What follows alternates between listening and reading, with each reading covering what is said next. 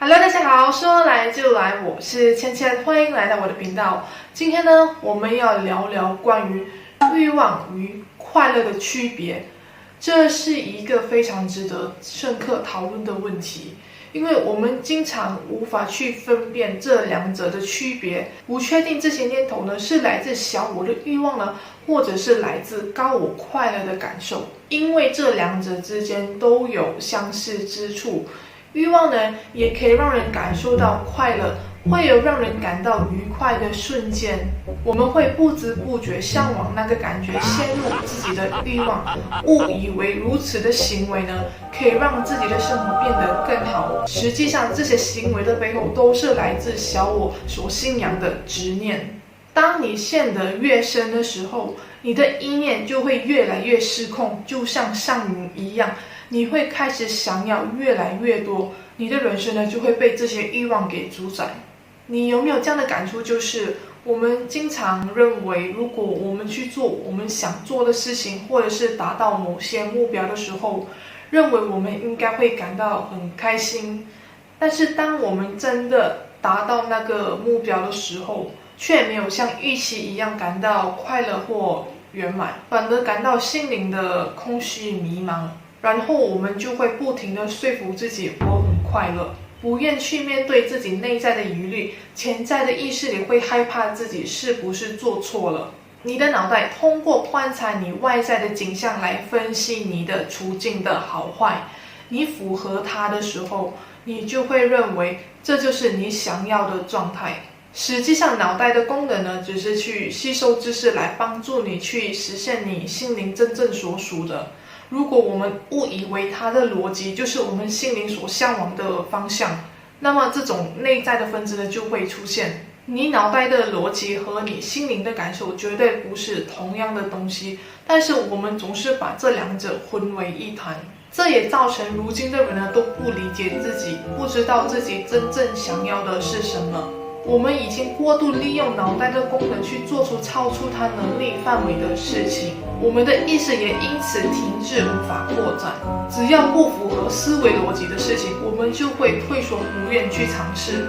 也因此演变成如今社会如此刻板的形式。欲望看似可以拉高你的频率，让你进入兴奋的状态，但实际上你所接应到的是低频率，因为欲望背后的原因是贪。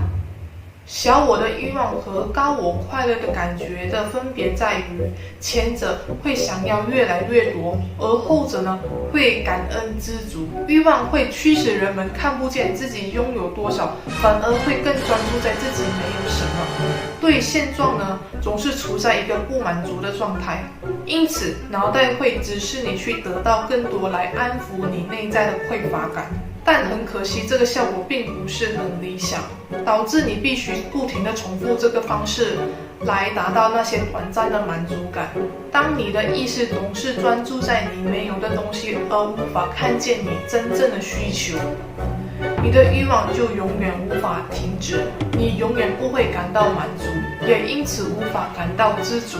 你的人生就会一直不停想要去索取、追求外在的物质，而无法去享受你现状所带来的丰盛美好。就好像我看见的一些退休人士，即使他们已经达到财务自由、不愁吃穿，在年轻时期所下的目标都已经一一实现，但是他们还是会有念头有欲望说想把钱拿去投资房地产，就是他们还是会有感觉说想要得到更多，即使他们的生活已经很丰裕了。而且投资房地产是需要不小的数目的。我记得当时我问过他们，就是你把这些钱拿去每年出国不是更好吗？他们给的回应是说，这个叫有投资理念，做人呢就是要学会理财投资。听起来就好像他们要投资纯粹是因为脑袋觉得这么做的话，他们可以得到更多的回馈，等于是好事，可以帮助他们提升他们的身价之类的，却没有意识到他们实际上已经拥有的够多了，或者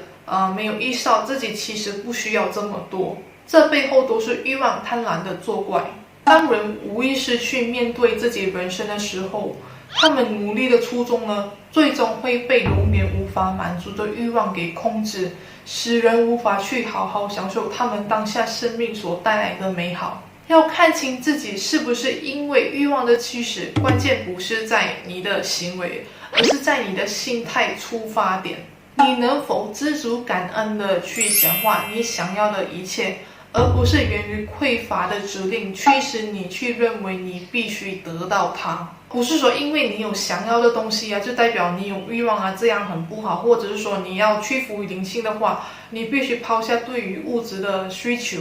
我们在这里活着，就是为了要去体验啊、学习、玩、享受。对于美好的事物有憧憬，想要拥有它，是一件非常正常不过的事情。欲望会显现在当你因为无法拥有某件事物的时候，而激发你的负面情绪来伤害自己。比如和别人攀比，就好像有些人他们看见别人有豪宅啊、跑车的时候，他们会因为自己无法拥有这些事物而贬义自己为穷啊、没有本事，会埋怨命运不公平啊，甚至是仇富等等的心态。或者因为觉得没有这些事物会显得自己很 low， 所以会认为说自己必须要拥有这些东西来展现自我的一个心态。那些我们经常听见的拜金主义者，他们就是会很喜欢通过高价的物质来定义自己的价值。潜在的意识会认为说，如果他们无法拥有这些物质的话，他们会定义自己为什么都不是。这其实是一个缺乏自我、没有自信的一个表现。他们会想通过物质来掩盖自己内在的创伤或者是脆弱的一面。或者有些人呢，他们因为自己想要的东西是超出自己的能力范围的，他们就会定义自己为失败啊，没有能力。甚至是有些人会通过伤害自己或侵犯别人来得到它。比如为了买手机就卖肾，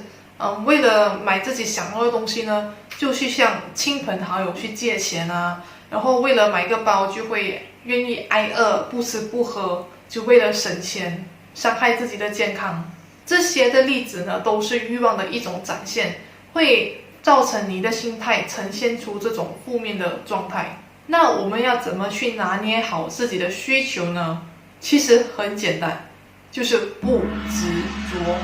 这其实我在之前的影片已经有提起过了。无论你有或没有这些事物，也不要因此去定义你自己。你就是你，即使你没有这些事物的存在，你依然可以选择活出自己的样子，因为你才是给予生命意义的主人。如果你真的想要，那就带着热情去争取。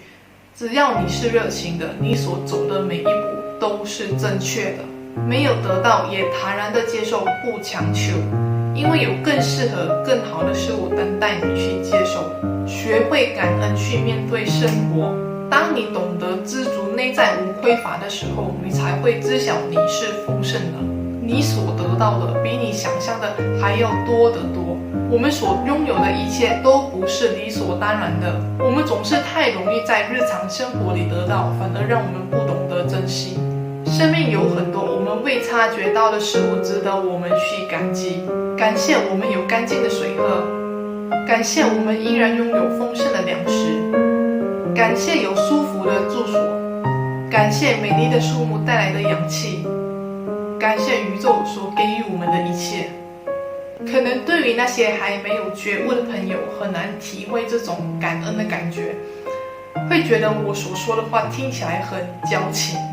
因为我自己也是一个过来人，以前的时候我总是无法理解为什么有些人呢，他们开口闭口都是爱呀、感恩啊，就是会觉得这样的人有点怪怪的。当然现在我就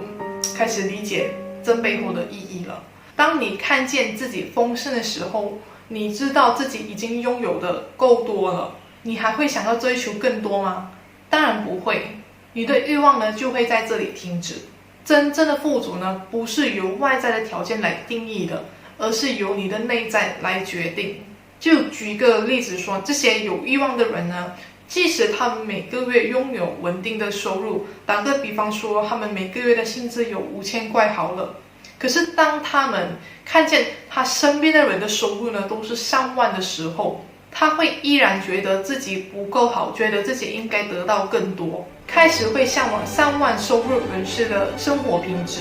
逐渐不满自己目前的消费能力，那么他就是匮乏的。但是如果他关掉外在所有的事业，而专注于他所拥有的一切，开心地享受他所得到的一切，舒服的住所，温饱的3餐，爱你的家人，与你共患难的好友，一场安逸的睡眠，那么他会觉得自己是富足的。这就是我们需要去学习的课题。有多少的人呢，可以做到不埋怨自己的人生处境，并且去享受自己本来所拥有的？你一直都是被给予的，你丰不丰盛呢，取决在于你能否去看得见，而不是陷入社会集体意识里所标签的理想状态。喜欢的话就订阅、分享、点赞，非常感谢你的收看，我们下期见，拜拜。